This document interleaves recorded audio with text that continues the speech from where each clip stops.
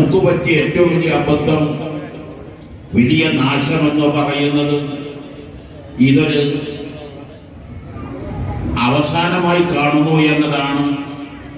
മറിച്ച് ഖുർആൻ നമ്മുടെ goal settings, നമ്മുടെ വിഷന്, നമ്മുടെ മിഷന്, നമ്മുടെ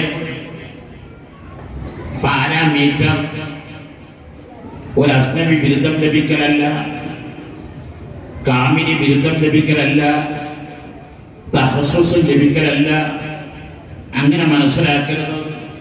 മറിച്ച് ഖുർആൻ അടിക്കടി പറഞ്ഞുകൊണ്ടിരിക്കുന്നത് ലഅല്ലകും തുഫ്ലിഹൂൻ ഉലൈക ഹുമുൽ മുഫ്ലിഹൂൻ ഖദ് അഫ്ലഹ മൻ തസക്ക ഖദ് അഫ്ലഹൽ മുഅ്മിനൂൻ. എല്ലാവരും അർത്ഥം വെക്കാറുള്ളത് വിജയിച്ചു എന്നാണ് അർത്ഥം വെക്കാറുള്ളത്. വിജയിച്ചു എന്ന് അർത്ഥം വെക്കുകയാണെങ്കിൽ ലാ യുഫ്ലിഹുൽ കാഫിറൂൻ എന്നതിന് എന്ത് അർത്ഥം വെക്കും? ലാ യുഫ്ലിഹുൽ ളാലിമൂൻ എന്നതിന് എന്ത് അർത്ഥം വെക്കും? അവർ വിജയിക്കില്ല എന്ന് പറയാൻ പറ്റുമോ? പലപ്പോഴും അവരല്ലേ വിജയിച്ച് കാണുന്നത്. അത് തന്നെ മനസ്സിലായി. വിജയിക്കുക എന്നല്ല അതിന്റെ അർത്ഥം. മറിച്ച് വിജയിക്കുക എന്നതിന് ഫാസ, ഗഫിറ, നജഹ, നജ, സഈദ, അങ്ങനെ ധാരാളം പദങ്ങൾ ഭാഷാ നിഘണ്ടുകളിൽ കാണാൻ കഴിയും. ഖുർആൻ 99 സ്ഥലങ്ങളിലും ഈ പദങ്ങൾ ഉപയോഗിക്കാതെ ഖദ് അഫ്ലഹ മൻ തസക്ക ഖദ് അഫ്ലഹൽ മുഅ്മിനൂൻ.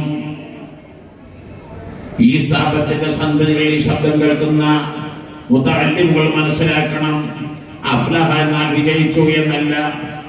2 അറബി പദത്തിന് സമാനമായ പദം ലോകത്തൊരു ഭാഷയിലും കണ്ടിട്ടില്ല എന്നാണ് ഉലമാ ഉല്ലുഅ, ഭാഷാ പണ്ഡിതന്മാര് പറയുന്നു. അതിൽ ഒന്നാണ് അഫ്ലഹ, മറ്റൊന്നാണ് നസ്രീഹത്ത് എന്ന് പറയുന്നത്. അഫ്ലഹ ഫലാഹ് മാദ, അതിന്റെ അർത്ഥം ഇൽമുൻ ബിലാ ജഹ്ലിൻ, ഇസ്സുൻ ബിലാ ദുല്ലിൻ, ബഖാഉൻ ബിലാ ഫനാഇൻ, ഗിനൻ ബിലാ ഫഖ്റിൻ.